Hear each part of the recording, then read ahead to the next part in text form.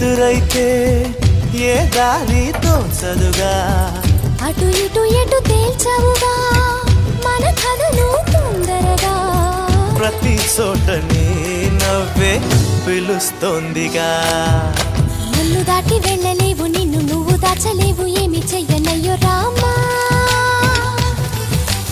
ఉన్న మాట చెప్ప నీవు ఊరుకుంటే ఒప్పుకోవు ఇంకెలాగే సత్యభామా